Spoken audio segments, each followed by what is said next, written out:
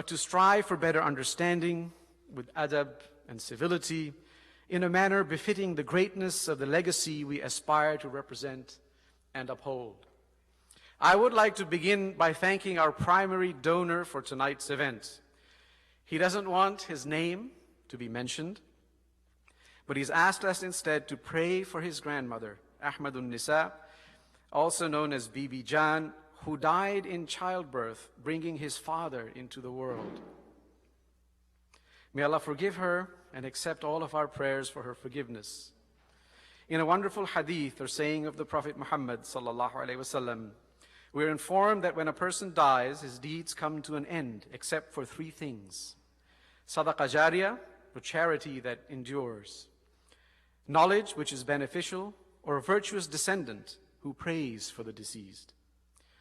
So we pray, Allahumma ighfir laha warhamha, Allahumma ighfir li shahidina wa ghaibina wa saghirina wa kabirina wa dhakarina wa unthana. Allahumma man ahyaytahu minna fa ahyihi ala al-Islam wa man tawaffaytahu minna fa tawaffahu ala al-Iman. Allahumma ameen. I'd also like to thank Dr. Munir Jiwa, the Center for Islamic Studies, for partnering with us for tonight's program and for supporting the many activities of Zaytuna College on the Hill in so many ways. Before we begin, let me also announce that we have an incredible lineup of events and programs on the horizon. Next week, on January 28th, there is a vocal a cappella performance by Wazania Ensemble. Their music is intended to lift the soul and to encourage a connection with the beauty of the Quran. Also, we have Brother Hassan Al-Ja'i in the audience with us. He'll be performing a dramatic reading of the 40 Rules of Love, which is on the journey of Shams of Tabriz to Konya in the 13th century. That'll be in the first week of February. And the next main event for the Center for Islamic Studies is in collaboration with Dr. Hatim Bazian and the Center for Race and Gender at UC Berkeley, entitled Institutionalizing Islamophobia, Critiquing the Countering Violent Extremism, CVE Framework and Emerging Programs, which will be on February 5th and 6th in Boalt Law School. On February 27th, Zaytuna has its annual benefit dinner in the Bay Area. Please come out to support us so we can bring more such programs to you and also educate and prepare the next generation. And on March 4th to 5th, we have a major conference right here in this hall on revisiting the relationship between reason and revelation in the thought of Imam al-Ghazali. So stay tuned for coming up, and we hope to see many of you here with us. Turning now to tonight's event. The Study Quran is perhaps the most significant publication on Islam in the English language in modern history. It's my opinion. You don't have to agree with its contents, but it's a significant publication. A collaborative effort among Muslim academics that took a decade of scholarly labor to complete under the leadership of Professor Seyyed Hossein Nasr. The Study Quran gives the English reader access to the great works of tafsir in the classical scholarly tradition, mediated, and this is key, mediated by the intense scholarly research, analysis, and creative synthesis of 5 Muslim academics who have drawn from 40 major sources from the classical exegetical tradition. Sources that are juristic, mystical, theological, philosophical, and linguistic, from the whole breadth, from both the Sunni and Shi'i traditions, both Sunni and Shi'i perspectives. As such, the work carries its own voice as a synthesis. It should be considered not as one that simply transmits the tradition of the past, but as a work that processes and recasts it. Among the questions that such a study raises are the following, and these are some of the prompts we've asked our distinguished guest, whom I will introduce in a moment, to address. Can Muslims view it, the Study Quran, as a devotional text if it doesn't fully represent any single tradition within Islam? Which school of thought, if any, does the Study Quran represent? If none or all, what does that even mean? Number 2, should readers who are not Muslim view the book as an objective source on Islam, even if it eschews Western academic approaches to the study of the Quran? To quote from the general introduction, I quote, "Inasmuch as the Quran is the central sacred revealed reality for Muslims, the study Quran addresses it as such and does not limit it to a work of merely historical, social, or linguistic interest divorced from its sacred and revealed character." End quote. Now, this approach stands in stark contrast to what is acceptable in the academic study of religion. How should the work be received and taught in American colleges and university classrooms? So in sum, that's two questions so far. Number one, how should Muslims receive the study Quran? And number two, how should the academy receive the study Quran? Add to these two a third.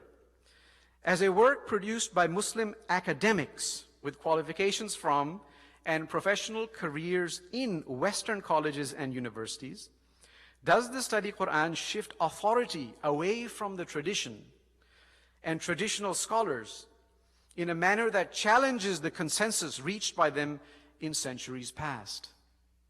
So those are three broad framing questions that we'd like our speaker to address initially before we go into conversation with the panelists and inshallah with the audience. So tonight we look forward to a riveting conversation around these questions and more with one of the general editors and authors of significant portions of the study Quran, Dr. Joseph Lumbard. We also have with us two faculty members on stage, Ustad Ali Atai and Abdullah Ali, whom I will introduce when we get to the discussion portion a little later. I would be remiss not to mention that we have also invited Zaytuna faculty member Dr. Rania Awad to be with us. We had invited her on the panel, but she was unable to be here because of another commitment. And this is a special note to the hashtag all-male panel movement that has been calling out Muslim institutions for their lack of gender diversity. Point noted. But please note from our side the tremendously rich and diversity of Zaytuna College faculty and staff that consists of women and men on the faculty and on the executive leadership and throughout the staff, scholars educated in both traditional Muslim and Western academic institutions, Muslims and members of other faiths. We are blessed with one of the finest and most diverse faculties of any undergraduate liberal arts college offering a major in Islamic theology, law and theology in the country. Thanks to your continued support and prayers by the grace of God. Alhamdulillah. Turning now to our guest for the evening. It's my distinct pleasure to introduce Dr. Joseph Lumbard. Dr. Lumbard is a professor at the Department of Arabic and Translation Studies at the American University of Sharjah. He is also an associate editor for the Integrated Encyclopedia of the Quran, which is in progress, a specialist in Quranic Studies, Sufism, Islamic philosophy, comparative theology, and Islamic eco-theology. He is the editor of Islam, Fundamentalism, and the Betrayal of Tradition, and author of Submission, Faith, and Beauty, The Religion of Islam. And this work he published through Zaytuna in 2009.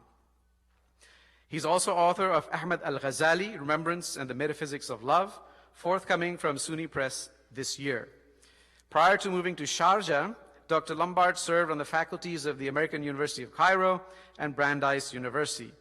He also spent time at the Al-Bayt Institute in Jordan, contributing significantly to what is known as the Amman Message. He holds a Ph.D. from Yale University, where I studied as well, as did Sheikh Yasser Qadi, under the tutelage of the Jesuit professor Gerhard Bovering. I distinctly remember my first encounter with Joseph when I was a newly minted graduate student sitting in Professor Bovering's office.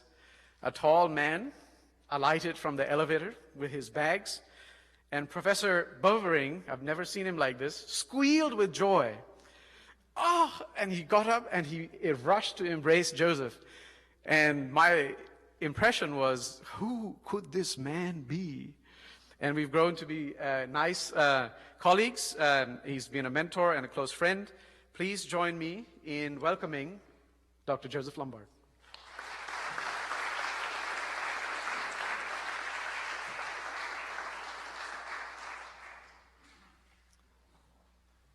Assalamu alaikum. بسم الله الرحمن الرحيم الصلاة والسلام على أشرف الأنبياء والمرسلين وعلى آله وعلى أصحابه وعلى إخوانه ربي اشرح لي صدري ويسر لي أمري واحلل عقدة من لساني يفقه قولي بسم الله. Thank you very much, Mahan, for the introduction, and thank you also to Zaytuna for this opportunity, and to the Islamic Center of the Center for Islamic Studies. There's a lot going on here on Holy Hill. I haven't gotten all the names down yet. For the Center of Islamic Studies, and thank you all very much for coming out this evening and taking the time out of your evening to attend this event. Now, I want to begin by, I'm going to address these 3 points that Dr. Mirza outlined.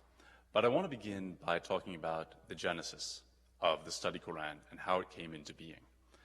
One of the reasons I want to do this is because some people imagine that this work came about in the same way that many academic works do, which is that you have the idea and you work on your project and then you propose it to a publisher, shop it around to different publishers until you finally find one that is actually willing to put up with you.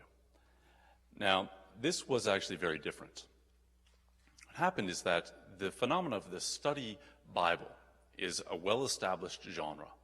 There's the HarperCollins Study Bible, there's the Jewish Study Bible, the Catholic Study Bible, the Orthodox Study Bible, the Oxford Annotated Bible, the ESV, the NIV, the list goes on.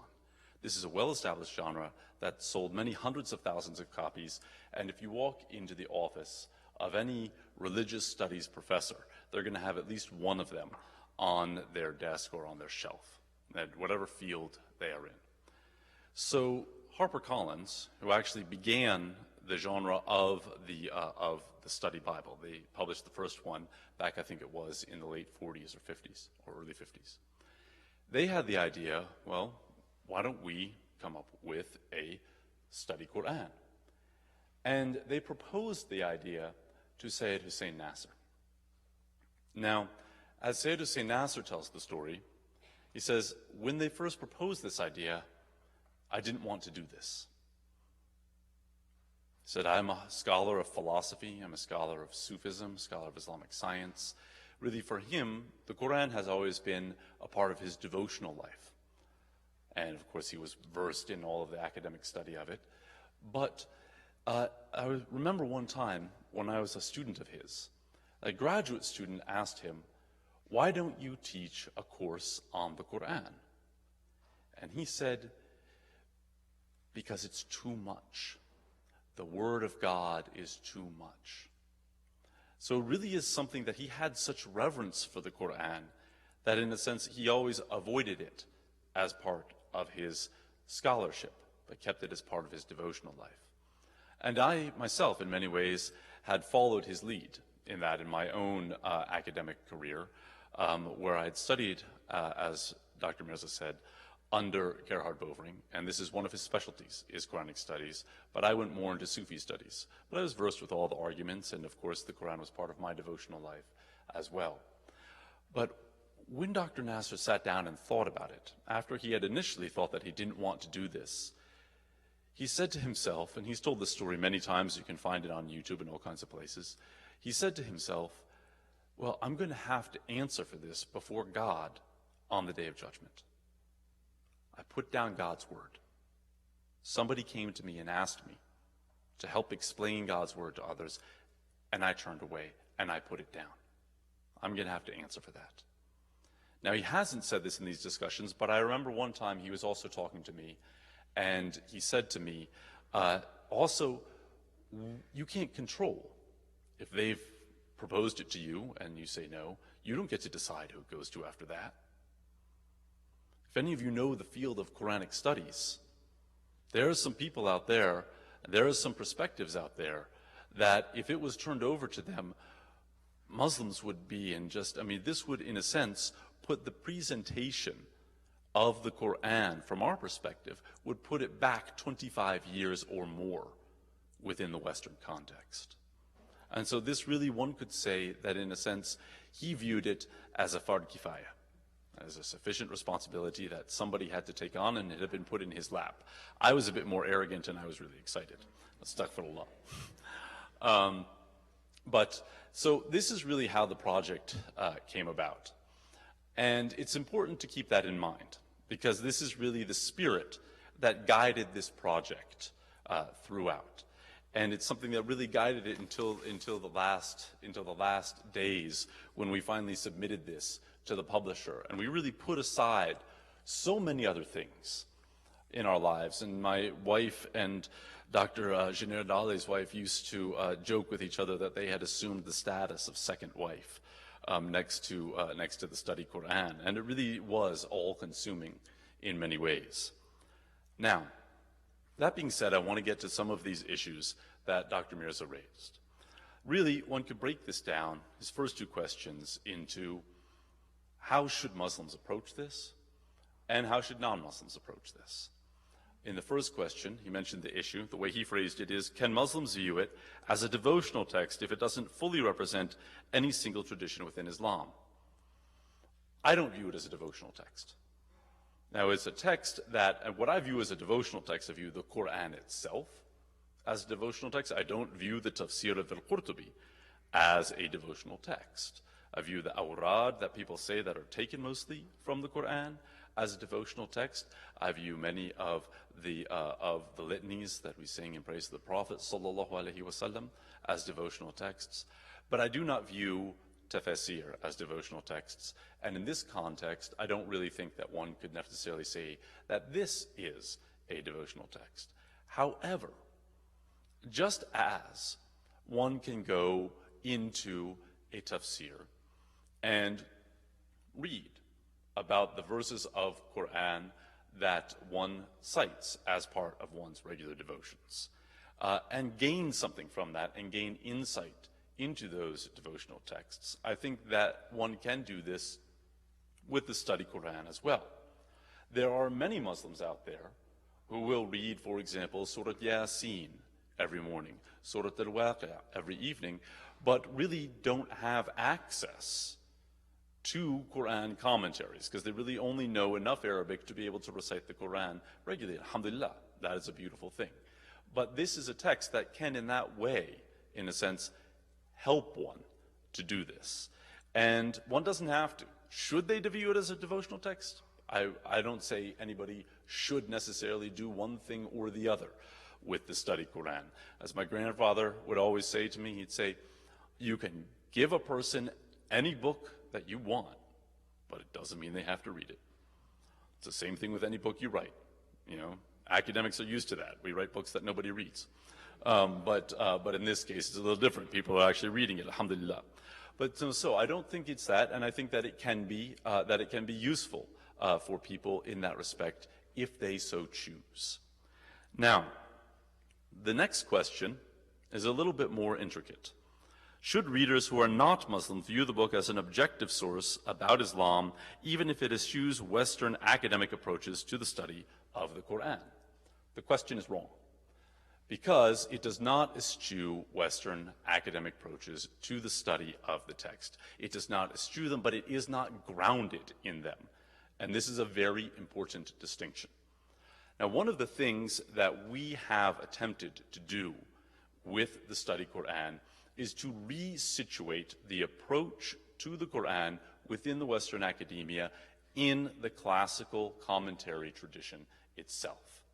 If one goes through the history of Western academic approaches to the Quran, they often operate completely independently of the Islamic academic tradition. From my humble perspective, this is academically irresponsible. You can't just simply sit there and say, well, we're going to do an independent academic tradition over here and wipe out 1,200 years, 1,400 years of scholarship on the text that you want to approach. This is something that one sees if one goes into the encyclopedia of the Quran. The encyclopedia of the Quran has articles in it that cite only Western literature on the Quran. This is racism. That's all it is. It's racism, pure and simple. All right? It's saying that the categories of thought that are determined within the Euro-American intellectual system, and really out of only 5 countries within that system, that those categories of thought are the only valid categories of thought through which one can understand the text of any tradition. And we say no. That actually there are thousands of books that are written that from within the Islamic tradition that help one to approach the text. Now, this is actually a very important question when one comes to the question of the history of the text. The classical tafsir tradition is concerned with the history of the Quran at times to the point of obsession. And this is actually something that very much separates the tafsir tradition from the tradition of biblical commentary. In the tradition of biblical commentary, you don't have anything akin to the asbab an-nuzul, the occasions of revelation, which actually, I think it's more effective for us to call them the historical contexts. So we actually have a historical critical methodology within our tradition. And the historical critical methodology is the primary concern of the Western academic tradition. Now, here's the problem. Because the Western academic tradition has decided to eschew the classical Islamic tradition, people come up with all kinds of different approaches to the text. These approaches are sometimes called theories, but they don't actually even rise to the level of a theory. Because a theory is something that you take the data that you have before you, and you take the historical, factual data, and you can then test it against the theory. And if the factual data shows that the hypothesis or theory is incorrect, you come up with a new theory. Well, this has not been happening in many places within the Western academic tradition. So these are really coherent sets of assumptions that rest within the paradigms of the Euro-American intellectual system. And because of that, people tend not to challenge them, and they think, okay, well, because these other things come from different paradigms, then they don't classify. But what has ended up happening is because you have so many of these different approaches, from it's grounded in Hebrew sources, it's grounded in Syriac sources, it comes from this origin, it comes from that origin, and all of these different things, that they end up being mutually contradictory. And if one were to ground a study Quran in the Western academic tradition of the study of the Quran right now, it would be so methodologically diffuse as to render it incoherent, because the field is completely inchoate. What we hope the study Quran will achieve is to lend some form and shape to that academic tradition. Now, you can't just, Behnam Siddiqui has, I think, put it best in one simple sentence. He says that when it comes to the history of the Quranic text, the Western academic tradition succeeded in making a mountain into a molehill. There's so much historical data out there, so much that has been written about just the collection of the text, and about how these verses came to be, and the circumstances in which they came to be, and how they're related to one another, that has just been completely ignored. Now, if we're going to be honest as academics, even if we don't agree with it, we have to engage it. And so this is one of the things that we hope this text will achieve. So yes, to answer the question, I do think that people can take it as being an objective source about Islam, an objective source about the Quran. And as many people have pointed out, we have multiple different perspectives in there. And I think that we have been relatively objective. I mean, one is always making a choice, and one always has perspective. And so one cannot have, God is the only one with complete objectivity. And may we all, inshallah, attain it someday. But so no, it's not going to be completely objective. But yes, I do think that it can be an objective source. Now, the third question. As a work produced by Muslim academics for specialists and students, as well as for Muslims and the broader public, does it shift authority away from traditional scholars when it comes to understanding the Quran and Islam in the modern world? Welcome to the 21st century. That has been happening. All right, there's been a lot of this already going on in particular spheres where people who exist more within, and it's been happening quite a bit for more than 100 years actually, where people who are more within the university environment and both in the West and in the Islamic world have had some of the authority of interpreting the tradition placed upon them. Case in point, Seyyed Hossein Nasr. I mean, Seyyed Hossein Nasr writes from within the university context, and his perspectives regarding Islam have shaped the way in which it is engaged within faith communities themselves in many parts of the Islamic world in different ways, in subtle ways.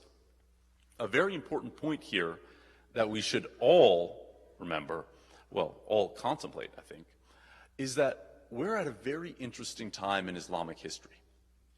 The Islamic intellectual tradition has had historically two international languages of intellectual discourse, Arabic and Persian.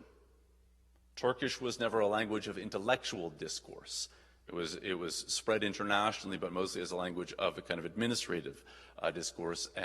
But because the lands that the Ottoman Empire occupied were Arab speaking, there was no need to kind of switch over to Turkish as the language for scholarship. But now, all of a sudden, English is emerging as a third international language of Islamic intellectual discourse. And that, by the way, is one of the reasons why this institution is so fundamentally important. All right. What Zaytuna has the possibility to do is to really be at the forefront of shaping that discourse.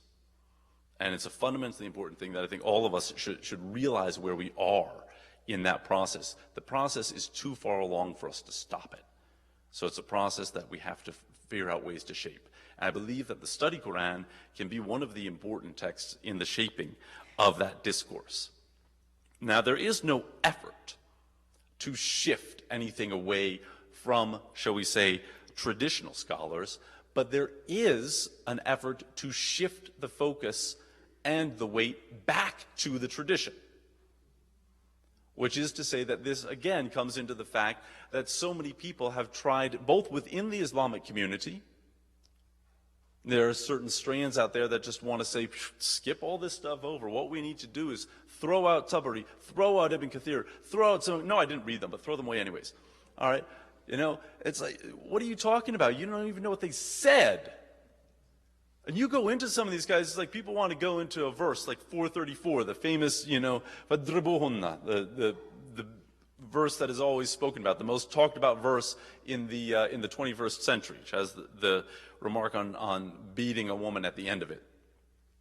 And you go into the classic tradition, and they tried to deal with it in multiple different ways. Now, we can engage that and use some of those ways to engage with the problems and to address the problems that we have today. We should not imagine that people didn't have some of these same issues. You go in and you read some of the commentaries, they were just as uncomfortable with some of the implications of that verse as we are today. And they give us some tools for how to deal with it. And there are many other instances in the Quran where people are trying to talk about an issue, and you find, well, wait a minute, everybody else was talking about this same issue 500 years ago. But more importantly, even if one is coming up with a new solution, it still should be in dialogue with the tradition. Now that, by the way, from my perspective, that's what tradition is. Tradition is this living, continuing dialogue. Tradition is alive. Tradition is fluid. Tradition is often in tension. But when it's in tension is when it is most active. When it's stayed and it's just sitting there, then you've moved in traditionalism. Traditionalism is dead. Traditionalism is about making idols of the past. All right, but we are alive here today, and we can be in dialogue with these scholars. When we go through certain issues, you're going to find that Ibn Taymiyyah disagreed with Abu Hamid al-Ghazali, they disagreed with Ibn al-Arabi, Tajuddin Subki criticized Ibn Taymiyyah and Ibn al-Jawzi for their position. And later on, Rashid Rida came down the line and came up with another perspective from all of them, but they were in dialogue with each other. They weren't just doing this out of the vacuum. Now, one of the things is that, from my perspective, when you look at this, what holds tradition together is not always coming to the same conclusions, but it is also often there are methodological tools that are consistent, and sometimes under different historical circumstances, those same methodological tools are going to bring us somewhat different conclusions. And at the same time, there's ikhlas, sincerity. We tend to forget that when people have disagreements about things, sometimes it's because one's right and one's wrong. Usually it's because they're both wrong. Sometimes it's because they're both right, but they're looking at it from different perspectives. This is actually how, if you think about it, that's how we actually explain to ourselves many of the conflicts between the companions of the Prophet, peace be upon him, in the first century of Islam, is that they were all sincere and they had different perspectives. Now, this is the situation where you have in the classical tradition, all right? But people are coming at it from different ways. And so within the study Quran, you have lots of different perspectives that are put up side by side. There are some verses for which we've given you 6, 7 different ways in which the tradition has approached a particular verse. Other verses where we don't actually say much. But this really is how the classical tradition worked, and it's something that we should experience and appreciate in its full depth and breadth in order for us to live within it in the present and actually be able to use the tools of the tradition to answer the exigencies of the present, rather than, as I said this before, rather than making idols out of the figures of the past.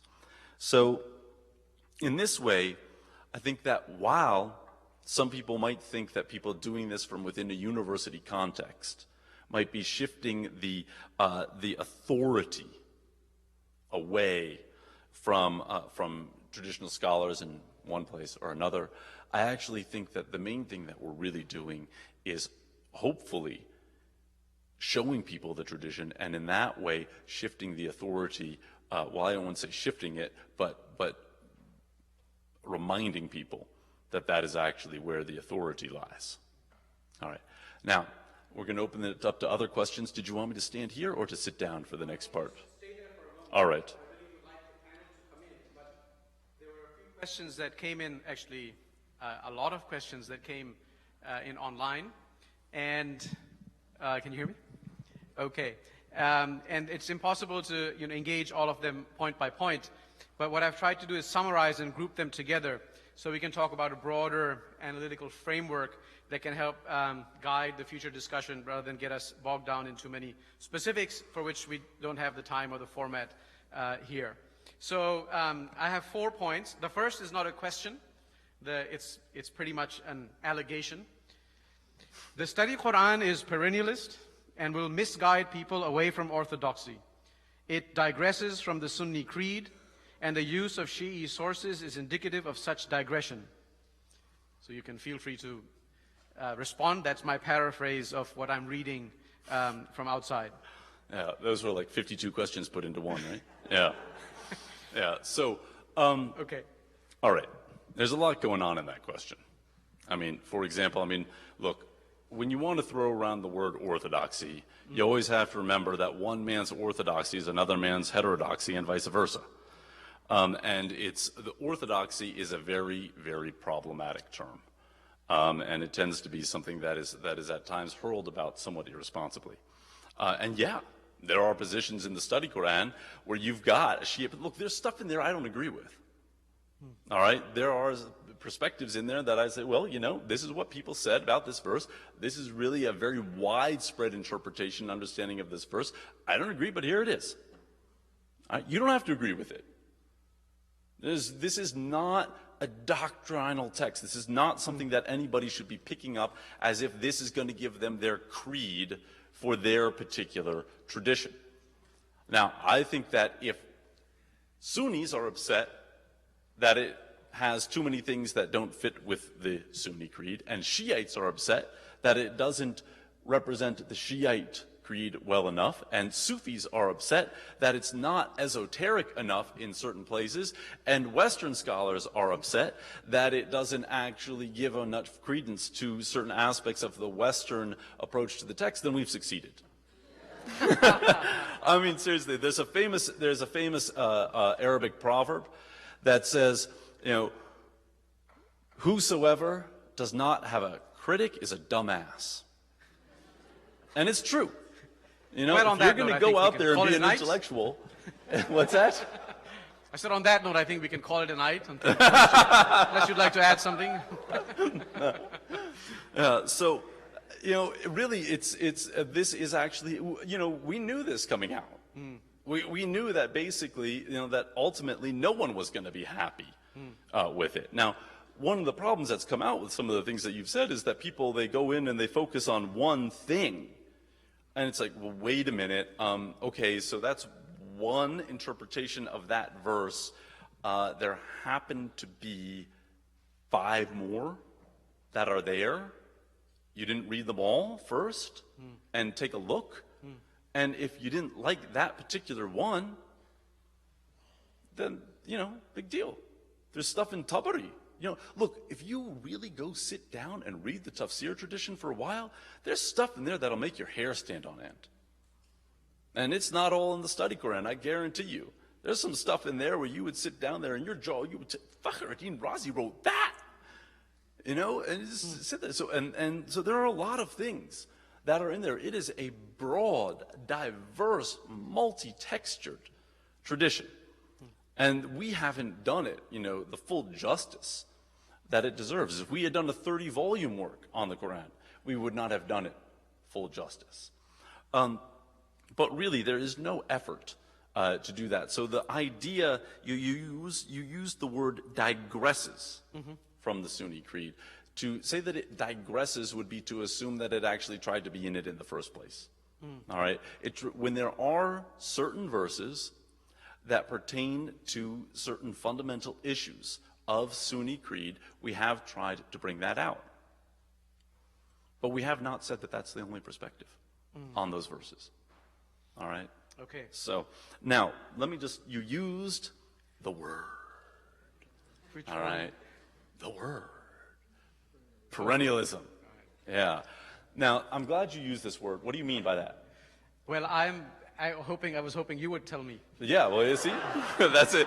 But that's it. That's exactly the problem, is that people have started to cast the word perennialism around in an incredibly irresponsible way. I mean, most people don't even know what it actually means. The baseline, and there are lots of different schools of perennialism. Now, the baseline of perennialism is that there is one truth which is manifest in the world's religious traditions in multiple different ways. As best I know, according to the Quran, all the prophets came with one message. La ilaha illallah. All right? I mean, that is a fundamental tenet of perennialism, that all of the messengers came with one message, with the same message. All right? Now, that's the most central tenet. So right there, and you could have that, and you could just say, okay, that's my only part, and I'm a perennialist, and I believe that, all right? The problem that comes in is that then people start to think that perennialism means syncretism, which is that you could take from that tradition, you could take from that tradition, you could take from that tradition, and you can do your yoga exercises in the morning, go to Juma on Friday, and all these different things. And this is, I mean, if you've read perennialist writings, you know that the perennialists actually completely eschew that understanding. Now, Aldous Huxley and his perennial philosophy might not completely eschew that, and there are certain New Age movements that cite perennialist principles and their defense of doing things like this. But insofar as the perennialist philosophy can be identified as a particular school represented by the likes of René Guénon, Friedrich Schuon, Titus Burckhardt, Martin Lings, Seyyed Hossein Nasr, that is a principle that they completely eschew. That is the idea that one could actually mix from many parts of different traditions. Now, what really gets into it, and what I really think that you're talking about here, is the notion of soteriological pluralism. That is, that people can be saved from other traditions. Now, this is something that is has a very interesting history in our tradition. I mean, people are surprised if you go in and you actually find out that Ibn Taymiyyah is one of the ones who held that eventually everyone is taken out of hell. When he was criticized roundly by other people for going against what they considered to be the ijma', or the consensus of the tradition for that. Tajuddin Subki criticized him for this. Now, at the same time, there are others, in Al-Ghazali and his Faisal al-Tafrika, he probably goes the furthest in his position regarding the potential for people who are still living in other religious traditions to actually achieve salvation. And to kind of break it down in simplistic terms, we don't have a lot of time here, but we could actually do a whole lecture just on Al-Ghazali's theory on this, and Sherman Jackson would be the better person for that than me. But is that he's saying that so long as one has not heard the call of Islam, that one can actually, in a sense, still be saved. A Jew or a Christian living somewhere, and he mentions the Byzantine Empire, and often these other parts, that if they haven't heard the full call, they can still be saved. And one of the things that he says within that is that even at times, if one hears the distorted message, so for example, right now you hear about the Prophet Muhammad sallallahu alaihi wasallam and the Quran on Fox News, you're probably not going to become a Muslim. I mean, you got to have like some kind of amazing firasa. If when you hear about it on Fox News, you're like, yes, I mean, that's like, you got to be a prophet yourself if that's gonna break through, mashallah. So anyway, so this is one of the ideas that he has. Now, the point is that you bring in this, we could talk about Ibn al-Arabi's ideas regarding this, and Rashid Rida and others, and Shah Waliullah is somewhat close to Al-Ghazali in his understanding. But there are lots of different understandings of this within our tradition. The fact that there are all of these different understandings of it shows us the question's not settled. All right? It is a question that is open for discussion. There's not just one single perception of it. We have put within the study Quran ways in which that question could be contemplated in relation to particular verses, such as the famous verse 262 and 3199 and verses along these lines. We've addressed that in places. We haven't said that that's the way that one has to do it. In those places, we put the other options that you have within what one might call the mainline tafsir tradition. So I think that we have properly represented what the classical tradition says regarding this, and made it clear that there are other ways that this could potentially be approached. And it is a question that by the way, this is one of the things that we need to think about. Ismail Faruqi said that one of the things that really distinguishes Islam from other religions and distinguishes the Quran from other scriptures is that it commands those who follow this revelation to believe that other prophets and other religions came from God and that they had revelations. This is an amazing feature of this religion. And it's something that we actually have. It's something we have to offer the modern world. We have something to offer the modern world in how do you address the problem of religious diversity in a way that doesn't make one particular religion have to reign supreme at all times over others, and allows for interaction between the different religions when it is our actions. Our actions are what you call, I mean, look, when it comes down to it in the Quran, basically the question of soteriological efficacy, what I think the Quran is telling us is that's above your pay grade. God's going to distinguish between them on the day of judgment regarding that wherein they differed. God's going to distinguish between you on the day of judgment regarding that wherein you differed. فَاسْتَبِقُوا الْخَيْرَاتِ. So compete with one another in good deeds. Or جَادِلْهُمْ بِالَّتِي هِيَ أَحْسَنُ. Argue with them in the most beautiful manner. You know, don't go out there and say kufr. And stuff. That's not useful. All right? And it really isn't something. You know, one of the things is people think that if you do this, somehow you're holding this guard and people are going to leave the religion of Islam. Do you know how many people, for every person that we celebrate coming in through the front door of the mosque to take Shahada, we're ignoring the other person who's leaving out the back door? And one of the reasons is because there are a lot of issues that we aren't answering in a way that is sufficient for our community. And this is a door that I think we shouldn't be afraid to open. We don't have to agree, but we can start to come to some answers that actually reply to the exigencies of the day in which we live. Thank you. You think this is interesting? Well, it's about to get more interesting. I'd like to bring in the panel. All right. Should I sit down for this Yes, part? come sit down. All Thank right. you so much. All right.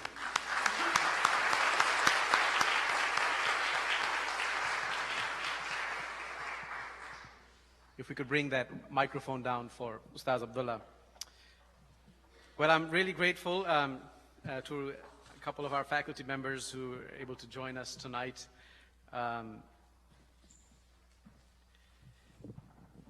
Ustaz Ali Atai is the first Muslim graduate. He is the one closer to me.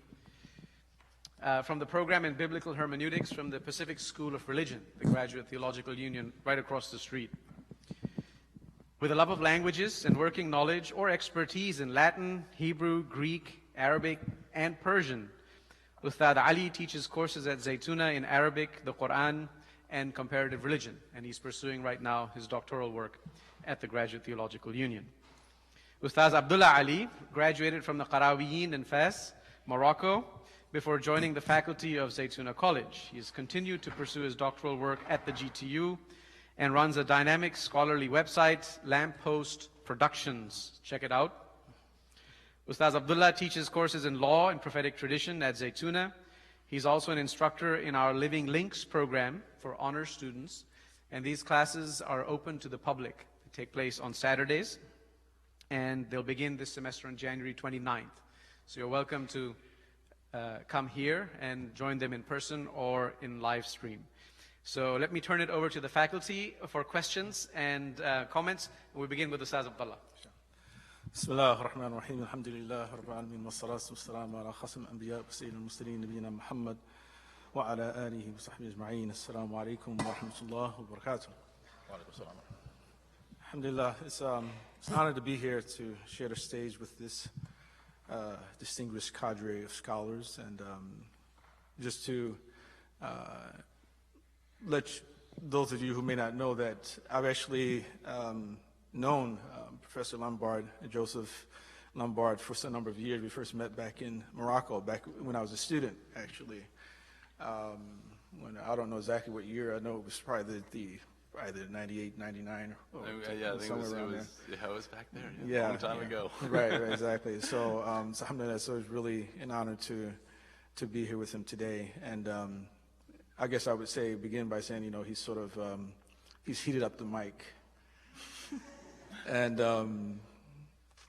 there's quite a bit, that is happening and going on in my mind at the moment. And of course, I did prepare some things to ask him. And I do have a few minutes, right? Please, please. Correct. Yes. Okay, and Sayyid Ali, he brought his notepad. I brought my phone. Yeah. Before I move to my question, I did want to just offer a couple of caveats to issues related to, in particular, Imam Ghazali and Ibn Taymiyyah regarding to the issue of the salvation of people who follow other religions. First and foremost, the position of Ibn Taymiyyah realistically would pertain to the matter of whether or not, the question of whether or not the hellfire would come to an end. So in that sense, yes, he did believe that that the hellfire eventually would be done away with. Allah subhanahu wa ta'ala would undo it, and the last person from humanity will eventually come out. Unfortunately, that particular position was never accepted by Islamic orthodoxy, and even the Salafis today, who actually would claim to be followers of Ibn Taymiyyah, they staunchly reject this position, even in the Aqidah of Tahawiyah and its commentary by Ibn Abil Izz, who has a gloss by Sheikh Nasruddin Albani mentions this position, which is also mentioned by Ibn Abil Izz, that he said that the Sunnis have two positions. One is that it will last forever, the other that it won't. But Albani says in his laws, and no one from the Salaf ever said this, that there's no precedent for anyone who's ever said this. And Imam Ghazali's position, I've actually mentioned this position before, but it's also been brought to my attention that Ibn Hajar Haytami has actually argued that the position of Imam Ghazali actually may be the result of someone meddling in one of his works, because in one of his later works he had a different opinion on that issue. At any rate, there's not really enough time to really get involved with that. But what I really wanted to begin was with, well, first and foremost, I'll say that I definitely agree that the study of Quran is a very impressive and remarkable work, an extremely important work for Islam in our times, and there's great benefit to be taken from it.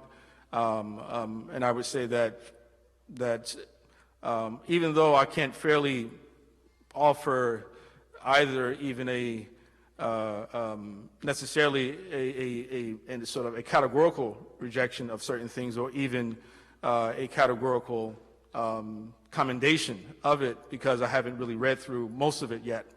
But I have read some parts of it. I feel are relevant, at least for this particular issue. But that said, I would say that I wanted to begin with a question, I guess you would say, would be somewhat easy for you to answer, and then one perhaps a little bit more difficult. The first one pertains to the very fact that at the very beginning of the study Quran, or say, well, the inside cover, there is a mention of the fact that this particular translation is one which is accurate, accessible, and also, let me get my glasses. I have my glasses on. Yeah, I'm going to put on my glasses. There's another word. I can't remember what the other word was. I dropped my glasses. Accurate and accessible. A New English translation of the Quran that is accurate, accessible, and reliable in how it renders this sacred text. There's a question I posed to Professor Ernst when he visited some years ago, related to his how to read the Quran. And that particular question was, if for all of Muslim history, the scholars have held, as the Quran says itself, that the Quran is the Arabic text. If I'm reading the translation of the Quran, how can I be taught how to read the Quran? And related to that, with regard to the studied Quran, I'm just wondering if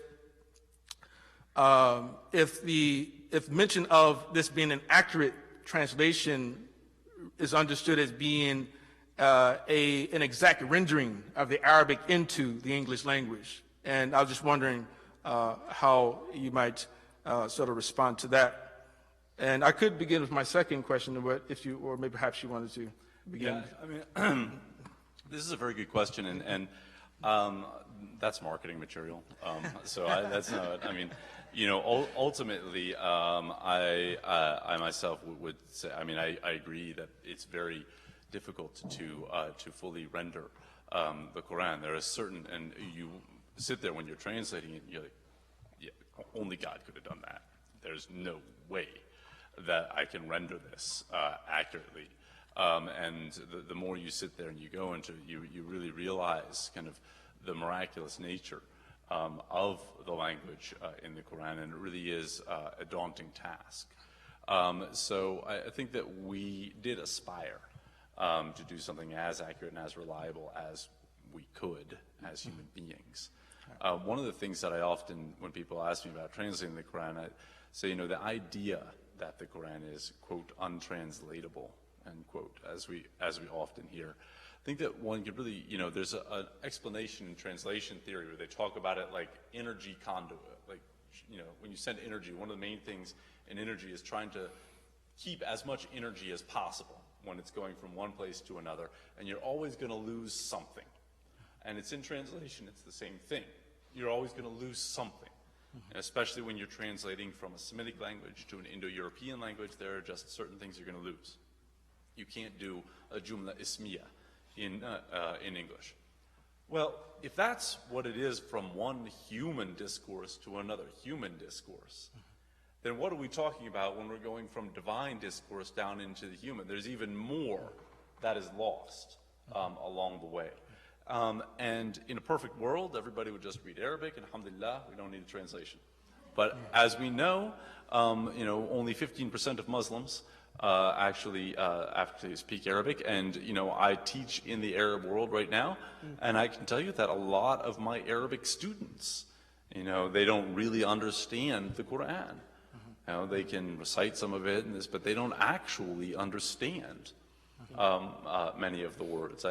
My next door neighbor's daughter, who's Syrian, is educated in an English-speaking high school, prefers to read the Quran in English when she wants to study it. But if she's going to recite it, you know, read it in Arabic. So, you know, this is a kind of a phenomena that we have. And since there are, I would say, if there were not another English translation out there of the Quran, I wouldn't try to be the first. But given that you've already got 80 out there, it seems kind of superfluous to do another one.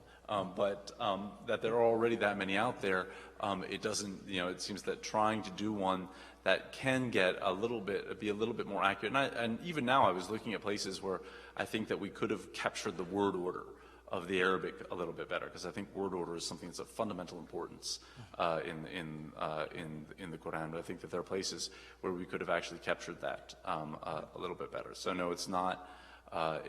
We're trying to basically make, you know, it's not good marketing material to say as reliable as possible in human language. So, well, it leads me to my second question, which I don't know, perhaps it may not be as challenging to you or not, but I sort of feel that perhaps it may be somewhat challenging for you, because it relates to the question of authority and how persuasive this book is expected to be, or potentially could be. And I personally have a desire for the study of the Quran to be authoritative, to be accepted by as many people as possible. And but I wonder if there are certain things that have been done, or certain decisions that have been made with regard to the publication of this book, or things that happened prior to it even, which may challenge or make it difficult for certain people to, and Muslims in particular. Now we know that, okay, we can say it was just an academic work, but we know that we have two communities generally. You know, we have the mainstream community, which is not an academic community. You know, our community is largely a devotional community. And then, of course, as an academic, I can look at this and say, oh yeah, I like this, I don't like that, you know, I disagree. And the sort of angst that a lot of people feel, and particularly the Sunnis that we were spoken about earlier, I think it has something to do with not so much that you or anyone else had played a part in the study Quran, but rather it was because the people in the Sunni community who they feel are supposed to represent the devotional crowd, I guess you would say, have not highlighted certain things to sort of look out for. So at any rate, so the issues I think that are challenged to that objectivity and authority, they relate to, first and foremost, the committee itself. And what I mean by that is, and this is something actually Dr. Nasr himself is not apologetic about. He doesn't try to hide it when you read his introduction, and he talks about how his selection had occurred with regard to who would form this committee. And one thing that is apparent from the committee is that he's talked about this unity that they have, this unity of, there's an intellectual unity amongst the committee, there's a philosophical unity, and spiritual unity amongst those three of the members of this committee. But another thing the members of the committee share is that all of them are either, we could say, mentees of Dr. Nasr or students in one way, shape, or form, which itself kind of, I guess you can, when you look at this, that perhaps it can challenge that objectivity. Another aspect of that, it would be just when we look at the qualifications listed of each of the editors, that we find, of course, that each of them, for instance, are what they share would be like a specialization in philosophy, specialization in Sufism, some of them perhaps as well Shi'ism, and some of them theology, like yourself, comparative theology. You find that, but I'm wondering if it would have been good to actually also include amongst those people, such as someone who's a specialist in Islamic law, someone who may be a specialist in usul, for instance, or a specialist in hadith, scholars, like that, unless we're saying that philosophy itself is the meta discipline and it is sufficient for everything else, and of course for Shiites that might work, but for Sunnis historically it would be a challenge, because for Sunnis historically theology has been the meta discipline for Muslims, so if we don't have those things there, then it could become a challenge. And then lastly, I would say another thing that makes it which is a challenge of objectivity, has to do with the very fact that the three main general editors, two of them being American converts, and then a third one being from Canada, of course not a convert, but as mentioned, Circassian heritage. Why not someone from Europe? Why not someone from the Arab world? Why not someone from the Muslim world in general as well, you see? So those are some issues that I feel could be potentially damaging to the authority of the book, even without getting to the details. So I just wanted to just put that out there, just to get your thoughts on it. Well, first of all, one thing I should say, there were several other people that we actually did try to get along the way to be editors in the project, and most people looked at the size of this project and just said, like, I've got a family, I got a life. And so we really did actually try in many ways to have a larger, more expansive and more representative committee. We actually tried that also with some of the essays. And that is something that, it's one of these things that by the will of Allah subhanahu wa ta'ala, you end up with what you end up with. And in some ways, I think that one of the things that might have happened here is that Allah subhanahu wa ta'ala knew how difficult this task is going to be. There's a lot of stuff that we had some knocked down, dragged out, nights on Skype and stuff. And there was some stuff that we really, went over, and then, you had to go back to it the next night and try to say, look, I'm sorry, I was just, I'm just into this case, so we'll forgive each other and move on, but I mean, you add a few more ingredients into that pot, and then that would get even more complicated. So I think that really it was a lot of the wisdom of Allah subhanahu wa ta'ala that made some of these people have, and in some instances it was just life circumstances that didn't allow them to be involved even when they wanted to be involved. So these are, this is how it ended up. Now, one of the things that part of what you are leading into here is, or part of what is related to this, is the question of the authority of the text. I mean, I really don't, it's out there. It's going to assume whatever position it assumes, and I can't control that in any way, really. But what I think is important is that the study Quran should be viewed as the first. It should be viewed as the beginning. If you look at the history of study Bibles out there, many of them were done because people who were pious Christians within certain denominations were not at all happy with the perspectives that were out there in study Bibles. And so they wanted to do another one that had a more evangelical perspective, a more Catholic perspective, a more Orthodox perspective, and things along these lines. And so I think that others should be done. And if anybody wants to do another one, I'd be happy to tell them the pitfalls and the things to watch out for and help them compose their goodbye letter to their wife for the next, 9 years, and then, go on your way. But it really is something that I think one of the things that you bring out is like, it would actually be really great to see the Sunni study Quran and be able to explain that. If you want to do the Sufi study Quran, count me in, But there should also be a Shiite study Quran. And I think that there should be multiple study Qurans out there. I think that it should be, I think it is a genre that opens up the discourse in a way that could be very useful for our communities. And it could be a way that we could see, because if you look at the history of tafsir, it takes on very different forms over time in different ways, and this could be a way in which I don't want to call this a tafsir, because a tafsir has a particular place within the tradition, and I do view it more as being kind of a study academic text. But I think that there's room for many more, and I personally welcome it, and I hope to see them. Thank you. بسم الله الرحمن الرحيم صلى الله على سيدنا محمد وعلى آله وصحبه أجمعين. السلام عليكم ورحمة الله وبركاته. Dr. Lumbard, thank you very much. We actually met 2 years ago. I used to drive a cab, and you came. No, I'm just joking.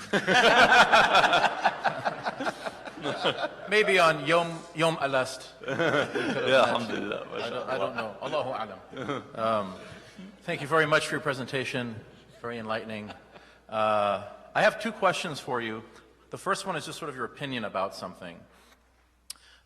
Recently you described the tafsir of the study Quran section, the commentary, as being something like the heart of the project, in the sense that it's very ecumenical, bringing together traditional Sufi, Shiite, as you said, and Sunni tafsir. And that's a remarkable achievement and something that should be appreciated.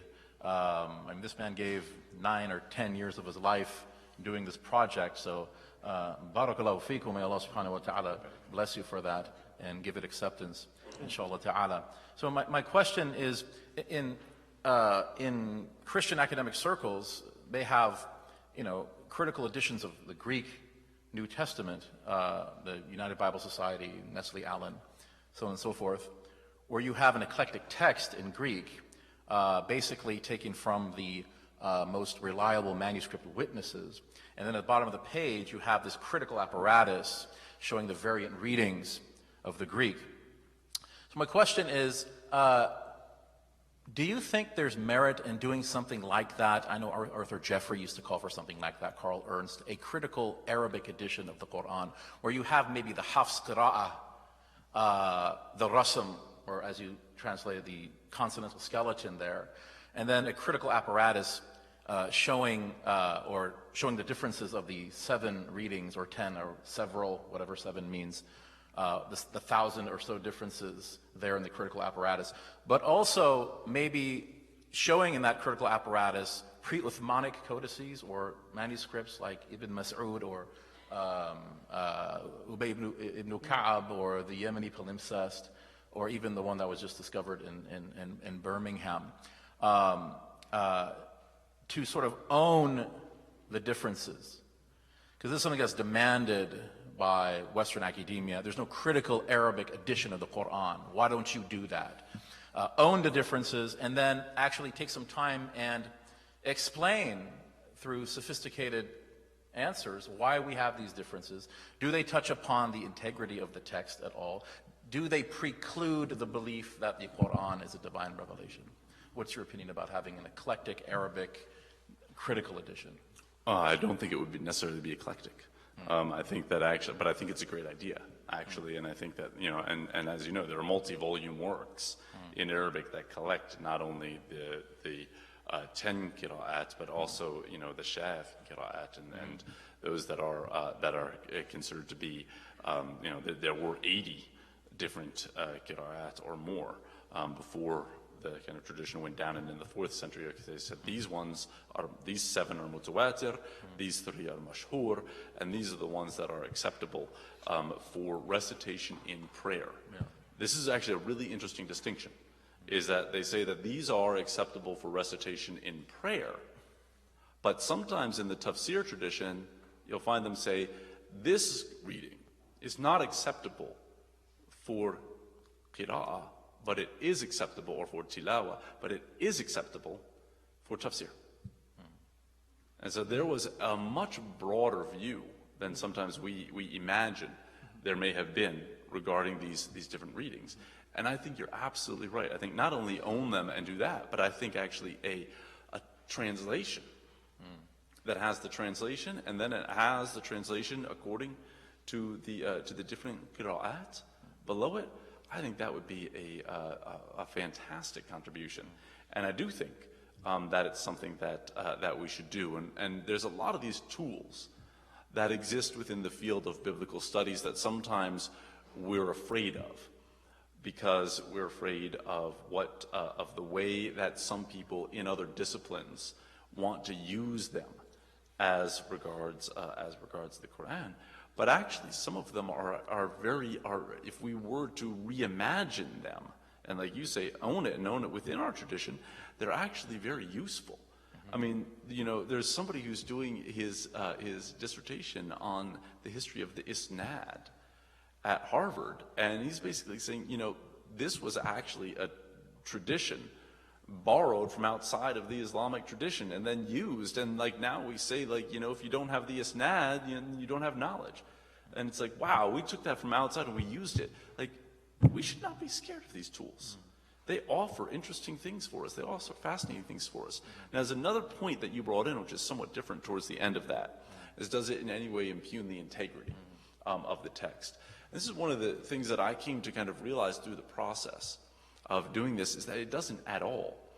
That one of the things that actually preserves the integrity of the Quranic text, and I think that this is part of the will of Allah subhanahu wa ta'ala, is that kind of polyvalence is built in even on the linguistic level. Why? Because just to have that approach, when you realize that the text is multi-layered and multivalent, even on the linguistic level, it's going to help you realize how it can be multi-layered and have multiple different meanings when you get into the interpretive level. The other thing is that it's almost like this instant linguistic reminder that human language cannot fully contain the divine word. And it's just like the Quran is human language fractured by the divine presence. That's part of the incredible genius of this text, and there is nothing like it in the world. And we can own it, and we can show it to the world. Thank you very much. Jazakallah khairan. My second question is a slightly different topic here, regarding the Quran's criticism of traditional Christianity. I don't think the issue is that the prophets did not bring the same message, or that all religions did not come from God, but do these religions and their traditional understandings teach the same things about God? Is there a theological critique in the Quran of Trinitarian Christianity? The reason I'm asking is because in the translation of the study Quran, Surah Ma'idah, I believe it's ayah number 72, in which Allah subhanahu wa ta'ala says, لَقَدْ كَفَرَ الَّذِينَ قَالُوا إِنَّ اللَّهَ ثَالِثُ ثَلَاثَةٍ, that it is a statement of those who have disbelieved who say, this is not your translation, this latter part is, that God is one of three.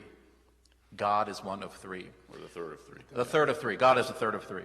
So my question is, here, you mentioned in the essay towards the back that the Quran does not oppose, this is a direct quote, the various forms of orthodox Trinitarian doctrines. It opposes crude misunderstandings of it.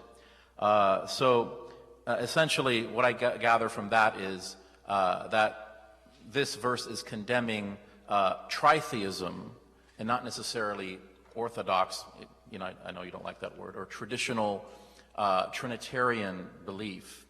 And if that's true, then the traditional belief, Trinitarian belief, is that Jesus is homoousios, that he shares an essential essence with God. So is that not problematic from an Islamic standpoint? So basically, does the Quran, in your opinion, consider Orthodox Trinitarianism as constituting a type of shirk or not? I think that this gets in, the Trinity is a very complicated issue, obviously. And I actually agree. I think that one of the things, people tend to criticize the perennialist school and then not read them because they're told that they shouldn't read them, and then have no idea what they say. And you go and you look, for example, Fritjof Schuon has an excellent discussion of the Trinity. And he basically says, look, the Trinity was an unnecessary doctrine. It has a way of explaining God, but it is unnecessarily complicated. And I do think that that when one gets into what the Christian tradition is trying to explain with its understanding of the nature of Isa alayhi salam, is in many ways the same thing. A lot of people aren't going to like this, but it's in many ways the same thing that we are trying to explain with the doctrine of the Quran as the uncreated Word of God. Is that where is that line between the Word of God and this attribute? Now, it's not exactly, it's not a one-to-one correspondence, I know, between the traditions, but it is the same kind of overall metaphysical problem of where you draw that line between the absolute divine presence and the nature of the revelation, or we could call it the logos, to use a Christian terminology, or the kalimatullah, as Isa alayhi salam is referred to as a kalima min, a word from God.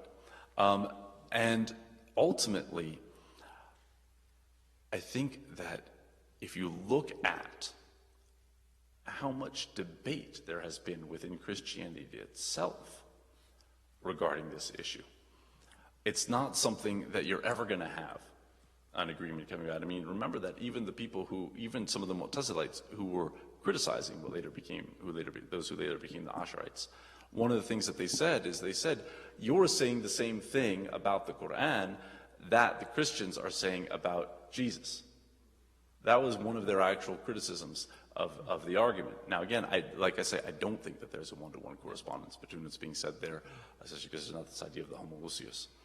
But I do think that there is a line, and I do think that one of the things that the Quran is opposing is the potential for very crude misunderstandings of Christian doctrine, and unfortunately, the history of debates regarding it has shown that there are a lot of crude misunderstandings.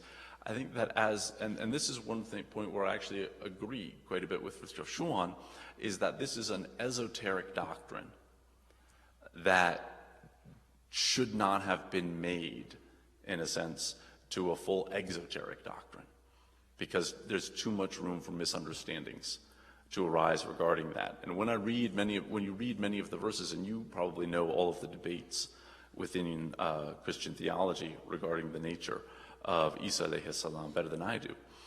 When I read the verses of the Quran regarding these issues, I see it as taking positions within that ongoing debate regarding the nature of Isa within and beyond the Christian tradition. Okay. Would you say the Quran is rejecting this idea that Jesus is God himself? That Jesus is God himself, yes. Okay. Follow-up question, last question. In that same ayah, Inna Allaha thalithu thalatha, could it be here that Allah here could be, because I'm thinking about John 17:3, where Jesus calls the Father Ton Manon Alethenon Theon, the only one who is truly God. I mean, he's the only one who is truly God. So in other words, the Quran here is criticizing the Trinity as it is understood traditionally by Christians, but not using the word Father, but using the word Allah, but sort of accepting that meaning of as Rabb, as someone who takes care of you, someone who raises you in stages, someone who's personal, God's immanence. Could you read it like that as well? That, if you say God is one of three, that here God is essentially, the Father, without using that term. Therefore, the Quran is criticizing. When you're saying that God, well, I think that, there's an issue here when you get into the Trinity. Remember that when you're talking about the three people, the three persons of the Trinity, there's a tendency to say that they are of one essence, and no one single one of them is prior to the other. However, the Father causes the Spirit and the Holy Spirit and the Son. And as one Christian theologian said to me, he said, well, a cause is necessarily prior to that which it causes. And so I think that even, within that aspect of Trinity, when you are viewing the Father as being the cause, and if you take that aspect of it, and this is where, I even think, Meister Eckhart refers it to swing beyond the Trinity into the Godhead, and then of course, as we know, he was criticized for that, and he later recanted the position, at least in an open discourse. And so, but I do think that as regards that position, again, this gets into these subtleties regarding the nature of the Trinity, that there is a way that one can understand it as indicating a principle that is beyond multiplicity. Before you go to the audience, can I just add one thing? Do one more, and then we'll go to the audience. Exactly. Yeah, I wanted to just begin because I don't want the course to turn this into sort of necessarily a personal interrogation, because this project was a collective project on your part. But this issue does stick out, and it's a very passionate people, Muslim Sunnis in particular, who are critical of the Sunnis, of the study Quran, are very passionate about this particular issue, and it comes up a number of times throughout the study Quran by different authors, multiple authors. And so for me, it's more, my concern is more with the obligation, I feel, that you're sort of an academic or scholastic obligation that a person like yourself and others would have to at least highlight in your comments that while you may adopt a particular interpretation, that historically, this view which actually accommodates, or accommodates, or I guess you would say, offers salvation to people other than Muslims, people who themselves have been reached by Islam, and people themselves who understand the message and they still reject it, that this itself is something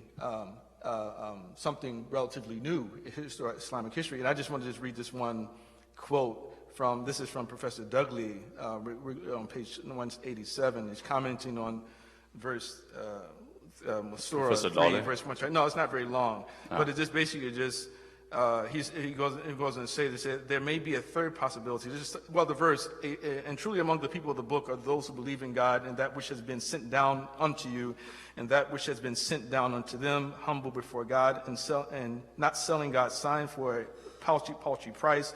It is they who shall have their reward with their Lord. Truly, God is swift in reckoning. So he goes on and says, there may be a third possibility, often left unexplored by Muslims until recently, that one can remain a Christian while affirming the veracity of the Prophet Muhammad and what was revealed to him.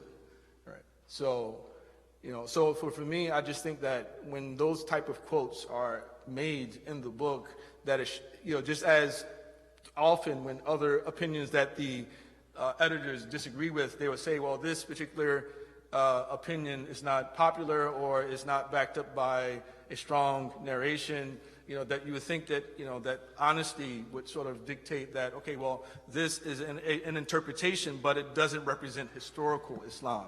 You see, I mean, he said often unexplored by the commentary tradition. I mean, until recently. Yeah, but the other thing is that within that context, I mean, it's interesting that the historical context of that particular verse is said to refer to the death of the Najas, the Christian leader of Abyssinia, and it's said that actually that it was in that context that the verse came down, and so there's some dispute actually within the classical tafsir tradition itself as to whether or not that was an affirmation that the Najas had actually affirmed Islam, but remained, whether or not the Prophet actually said that he prayed the funeral prayer for him, and that he did, the takbir for him, and that he was even accused. Some in his community were actually unhappy with that and confused by it at the time. So, and there's different opinions within the classical tradition, but that's, that fact that that's the asbab al-nuzul or the sabab al-nuzul is well attested.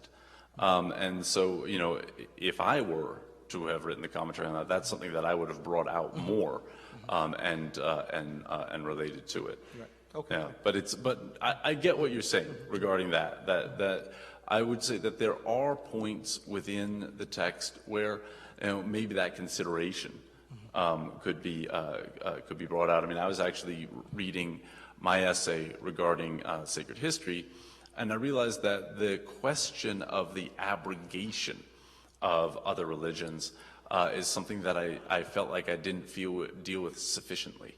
Part of it we had, even that essay went over the word limit, but still, I feel like that I kind of ran over that dimension of it a little bit more than I should, and I should have represented what some of the classical debates are regarding the abrogation of other religions, rather than just kind of running through it and saying, well, there's another way to look at it. Right.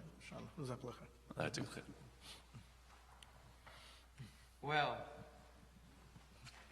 we've covered quite a bit of ground, and I think there are some interesting things that are just lurking. Even a question like, there being word limits and marketing exigencies.